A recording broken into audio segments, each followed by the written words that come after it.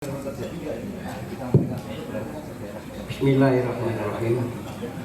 Assalamualaikum warahmatullahi wabarakatuh. Alhamdulillahirabbil alamin wassalatu wassalamu ala asrofil anbiya wal mursalin sayyidina wa maulana Muhammadin wa ala alihi wa sahbihi wasallam. Baiklah, sebelum saya menyampaikan beberapa pengalaman yang saya alami, perkenankanlah saya mengenalkan diri. Nama saya aslinya Suparyono, namun karena ulah dari medsos saya selalu menggunakan nama Mung Paryono, karena memang saya nggak punya titel dan tidak punya apa-apa, sehingga hanya Mung saja, hanya Paryono saja. Saya mendeklarasikan sebagai santri Madang Dulan, gaweane sobo golek mangan. Pokok mangan ini dia ada pertemuan gini, ada makan ya saya makan. Kebetulan saya direkrut menjadi santri bajingan. Santri bajingan itu bar ngaji mangan. Wah, cocok ini. Nah, alhamdulillah dengan nomor register SB 001. Jadi sepuhnya dari santri bajingan banget. Nah, kebetulan kolaborasi dengan Begundal. Wah, Pak, mantap. Baik, saya akan membagi pengalaman saya dalam beberapa ini saya buat dengan periodik saja, bahwa pada tahun 1990 sampai 1995 kami penghuni Pondok Raden Patah itu mempunyai sebuah impian, karena sebelumnya belum punya rumah dan kita sudah akad mempunyai rumah. Dan kita seolah-olah mempunyai kampung impian. Kampung impian yang wah nantinya akan begini dan begini, seperti harapan-harapan kita. Kampung impian ini benar-benar karena kita tidak mempunyai latar belakang misalnya, wah ini nanti akan drop, akan begini tidak. Tapi dengan kebahagiaan, dengan rasa bangga saya tanda tangani akad istilahnya kontrak untuk jual beli, sehingga jadilah itu hak milik. Untuk mewujudkan kampung impian ini, kami terus terang bangga terhadap itu dengan mengadakan kerja bakti dan menciptakan lingkungan yang akan membahagiakan kami di Pondok Raden Patah. Salah satunya adalah misalnya pada peristiwa 17 Agustus itu, sebelumnya itu lapangan masih banyak, tanaman masih banyak, sehingga kami mengadakan lomba voli antar RW. Ini masih mahal, antar RW besar dengan hadiah kambing cup. Masih teringat meriahnya, masya Allah, lomba tari tambang dan lain sebagainya. Itu awal-awal dari saya menghuni di Pondok Raden Patah, sehingga tercipta kebahagiaan dan lain sebagainya. Baik, ini terus terang saya tidak akan berpanjang lebar karena hanya banyak, terus saya langsungkan aja periode 95 sampai periode 2000. Di dalam perjalanan 1995 ini ternyata banyak sekali kendala-kendala, sehingga istilahnya nunggak dan lain sebagainya. Nunggak ini karena istilahnya peninggian. Maksudnya kita usaha untuk gini-gini, sehingga rumah itu banyak ditulis. Terus terang nih, di Pondok Raden Patah banyak tulisan rumah ini dalam pengawasan BPN. Alhamdulillah kami tidak perlu iskamping karena sudah diawasi oleh BPN.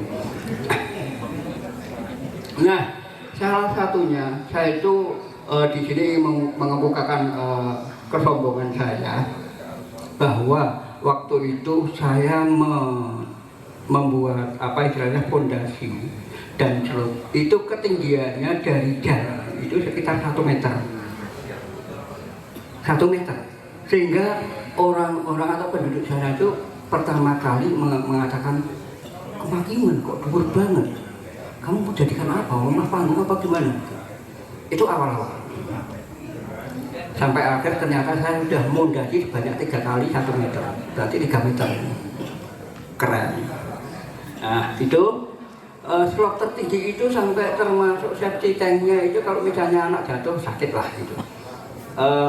Ada cerita lagi bahwa masa-masa bahagia kami banyak sekali kita menanam tumbuh-tumbuhan, termasuk saya di rumah saya itu banyak menanam pohon mangga, di tetangga juga jambu dan lain sebagainya. Mangga itu buahnya manis banget. Ini kalau misalnya kita metik itu sudah nggak perlu sambal, tinggal petik lombok aja udah jadi rujak, manis, asin, tinggal pedes. Jadi rasanya sudah campur-campur. Baik, saya tidak perlu panjang-panjang. Pada periode-periode 2005 itu roknya itu mendekat. Kami baru tapi tanaman masih ada. Rop mendekat ke kampung kami sehingga ketika suatu saat banjir, sehingga kami seluruh komplek itu mengatakan kita harus demo untuk istilahnya bagaimana tahun ini menunda pembayaran ke BTN. Itu kisaran 2005. Kami pernah melakukan demo ke BTN untuk menunda pembayaran selama 1 tahun karena guncangan karena rop sudah masuk, banyak penduduk yang meninggikan rumah sehingga uangnya itu untuk membayar angsuran dan lain sebagainya itu tak terbayar atau enggak. Dan salah satunya itu karena rok ini banyak yang meninggikan meninggikan rumahnya dan jalan juga tinggi. Salah satu fase yang saya nikmati adalah rumah saya pernah jadi rumah kehormatan. Maksudnya jika masuk rumah jenengan harus hormat dulu. Kalau nggak hormat, maneman sirai jenengan. Gitu. Jadi kalau mau masuk, karena tanahnya dinaikkan, pintunya tidak dinaikkan, sehingga hampir persis yuyu gitu istilahnya. Tapi rumah kehormatan kami nggak menyebutnya rumah yuyu enggak atau rumah kepiting enggak. Itu rumah kehormatan kami. Masuklah dengan hormat. Gitu. Baik. Selain itu suatu peristiwa di tahun 2007 pernah roknya tinggi dan tetangga-tetangga kami itu banyak yang tanggap. Bandeng tadinya lapangan, beralih fungsi menjadi tambak. Itu masih rendah, maksudnya masih rendah. Suatu ketika 2007 roknya tinggi banget, sehingga kami tidak perlu susah-susah mencari ikan bandeng, itu nggak perlu. Mereka datang sendiri ke rumah. Alhamdulillah ini. Jadi kayak rezeki datang gitu. Nah, seterusnya adalah periode 2010 sampai sekarang. Kami terus terang waktu COVID, kami sangat prihatin sekali. Pada waktu itu karena keprihatinan dibentuklah tim Jogo Tonggo. Pada suatu peristiwa ada salah satu warga itu di daerah istilahnya RW 8 atau tahap 3. Tahap 3 itu jauh dari agak menjorok ke utara. Roknya tinggi, satu keluarga bapak, ibu dan anak 2 itu meninggal dalam 2 hari karena COVID. Yang jadi masalah meninggal, oke lah meninggal tinggal dikubur. Masalahnya nganter ke kuburnya itu agak sulit. Bagaimana tidak? Tandu dipikul gitu, airnya sudah sebatas lutut ke atas lah. Jadi kalau padahal itu jaraknya kalau jenengan pirsa sendiri dari tahap 3 mau ke Karangroto, mau ke jalan rayanya aja itu sudah jauh, sekitar 1,5 kilo. Kalau misalnya kering ini nggak masalah, ayo bareng-bareng cepat itu nggak masalah. Ada airnya. Ini ada airnya, ini udah gini. Nah, Kenapa bisa meninggal? Karena istilahnya mengantar obat, mengantar makanan, mengantar yang lain itu sulit, sehingga ya banyak sekali di daerah kami yang kena COVID itu yang tidak tertangani. Itu salah satunya. Yang salah satu yang kami sesalkan adalah satu keluarga di situ semuanya kena dan meninggal semua. Itu yang terus habis itu terus kami evakuasi taruh di tempat yang agak aman. Ada beberapa yang perlu saya sampaikan di sini bahwa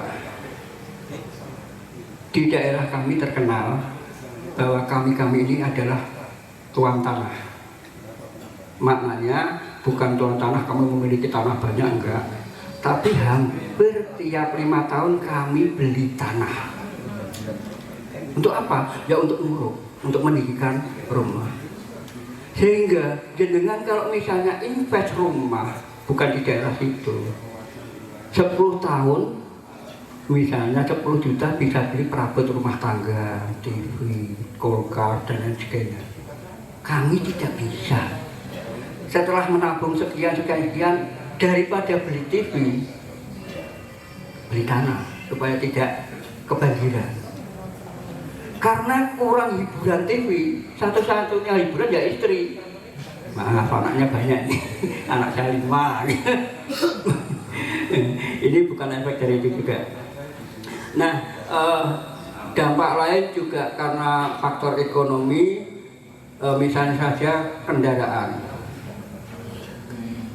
Aerob itu agak berbeda, kandungan garamnya tinggi, sehingga jenengan kalau melewati rob silahkan jangan dicuci dulu. Kira-kira kalau di daerah saya hanya 1 malam. Sekarang kena, besok pagi langsung coklat. Berat banget itu di tempat kami itu. Sehingga lo kok nggak dicuci? Airnya sendiri mengandung garam, gitu kan? Sehingga di tempat kami ganti knalpot 3 kali itu sudah hebat, sudah perawatan yang paling hebat. Minimal kalau misalnya di jalan kita itu ganti knalpot kendaraan itu paling nggak 5 kali. Itu paling enggak itu. Jadi kalau di daerah kami ada suara kendaraan yang itu wajar.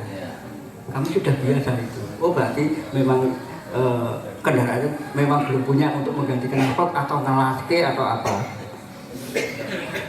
Ada satu lagi yang sekarang ini, coba dengan lihat di Facebooknya Bambang Sri Raharjo.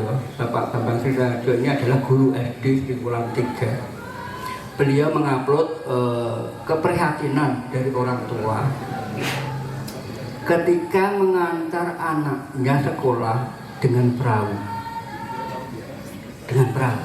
Jadi dari tahap 3 sekolah di SD 3 naik, ibu itu seorang ibu naik mengantar sekolah itu dengan perahu.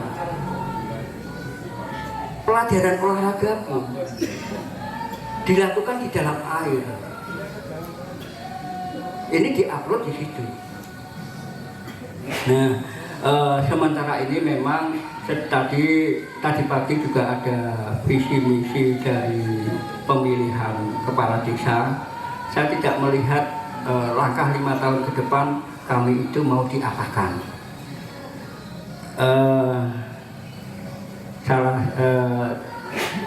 Juga yang akan dilakukan apa terhadap rob ini. Terus terang untuk lingkungan kami biasanya untuk anak perempuan atau keluarga kami itu cenderungnya gopek-go atau tonggo gopek tonggo. Karena apa? Ketika ada anak perempuan yang punya pacar dari Semarang, aku memang nih gak merokok. Atau misalnya kita jual tanah apapun, atau kendaraan itu paling nggak laku. Itu. Saya rasa hanya itu yang dapat kami sampaikan karena pematerinya banyak dan juga nanti terus terang saya juga mengharap dari Mbak Ubed juga, saya menghormati Mbak Ubed, tidak perlu saya panjang lebar. Bila salah khilaf, ya mohon maaf. Wassalamualaikum warahmatullahi wabarakatuh.